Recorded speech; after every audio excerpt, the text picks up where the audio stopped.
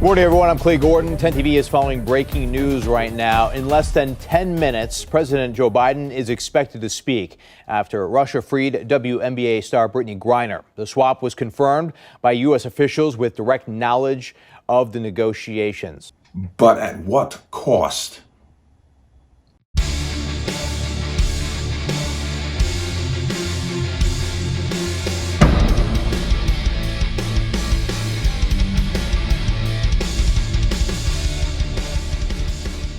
Welcome to another installment of the Connecticut Gun Bench. Today's video is brought to you by P.A.N. Firearms, LLC. P.A.N. Firearms for NRA certification and multifaceted gun training.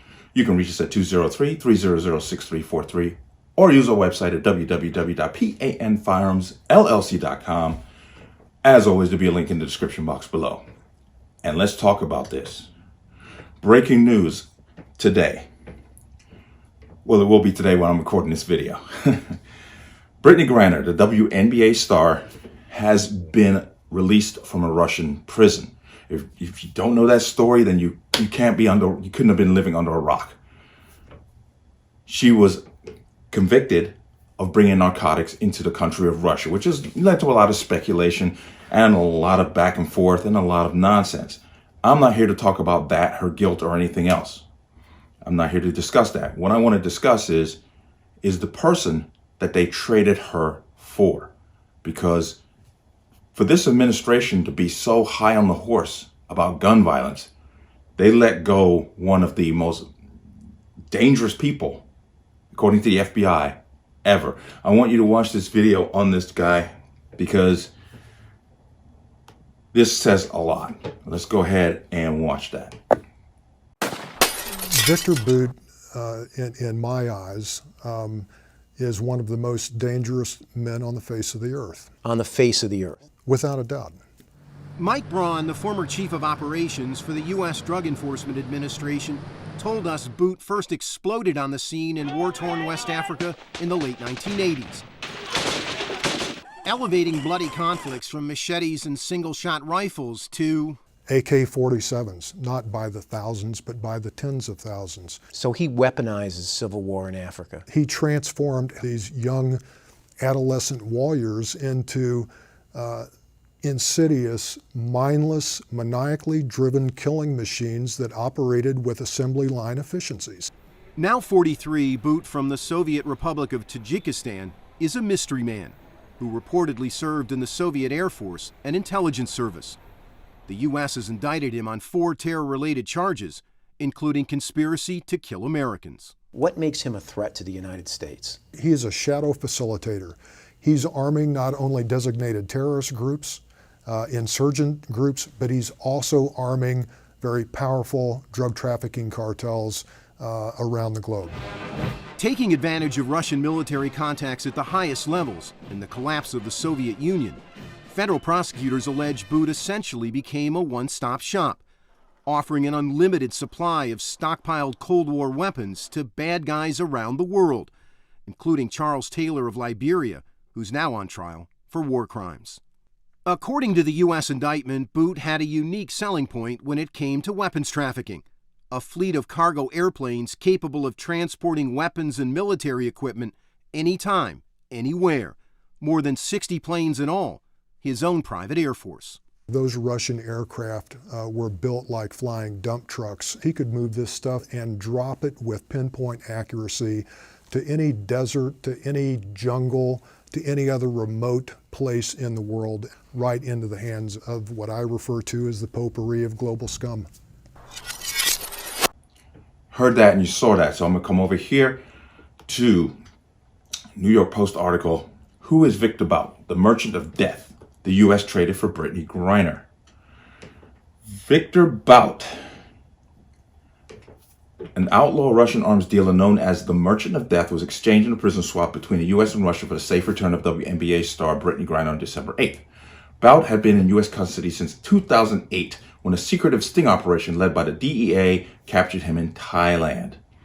The possibility of swapping Bout and Griner began floating around in May as he was in the middle of a 25-year sentence in federal prison after he was convicted for conspiring to sell tens of millions of dollars in weapons to be used against Americans, according to U.S. officials. And that is just absolutely damning, because that just shows you the priorities of this administration.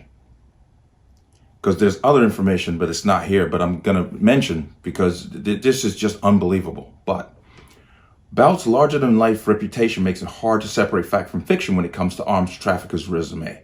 Much of his earlier life is known, but he believed to have been born in 1967 in then Russia, Tajikistan. Bout was trained as a linguist at a Moscow military institute before serving with the Red Army as a translator in Angola. Like many of the burgeoning oligarchs and tycoons to come out of the collapse of the Soviet Union in 1991, Bout took advantage of the economic chaos that followed. When the Soviet Union broke up, military equipment belonging to the superpower ended up scattered around the 15 new nations created by the dissolution.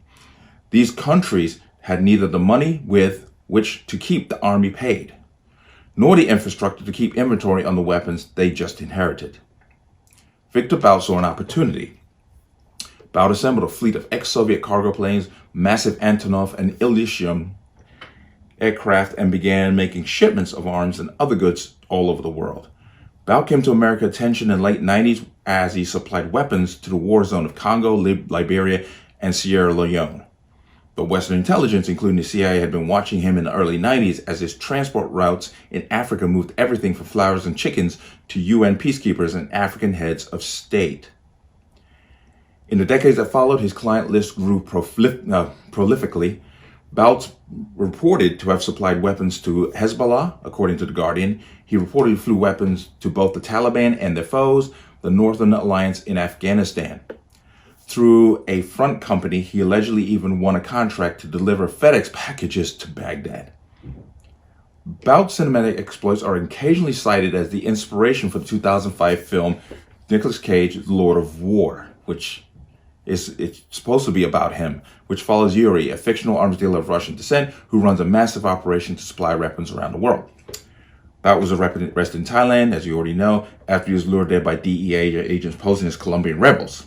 He was extradited to the U.S. in 2010 against Russian objections and ultimately convicted by a Manhattan jury in 2011, conspiring to sell weapons to a designated foreign terrorist group. Yeah, this is who we traded for Brittney Griner. That is a real problem.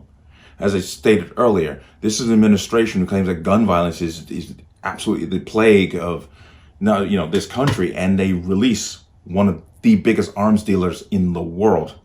He's not the biggest. The governments of U.S. and a couple other governments are bigger. But as a private individual, he is the largest gun dealer. This deal reminds me of the deal that Obama made remember Bergdhal? There's Joe Bergdhal, the army deserter, when he traded 5 top-level Taliban leaders for Bergdhal. And what did those leaders do when they got released? Went right back to doing what they were doing before they got captured by us. As a matter of fact, when Afghanistan fell, it was noted that some of these guys were there in Afghanistan doing this.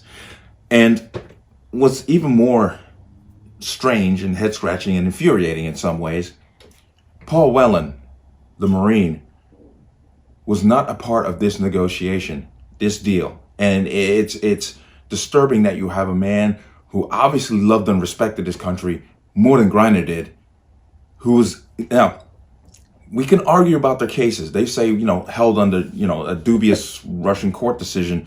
He was charged with espionage. She was charged with bringing narcotics into the country. Well, she did bring narcotics into the country. We don't know about his case, but he is still he's still in Russia in a jail. He's still there. You got to ask yourself, where's this administration's head at? Because that's unbelievable to me.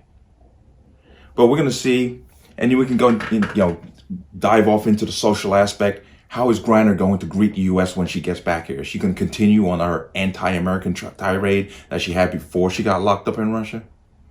Or is she finally going to realize that this is the best country in the world to live in?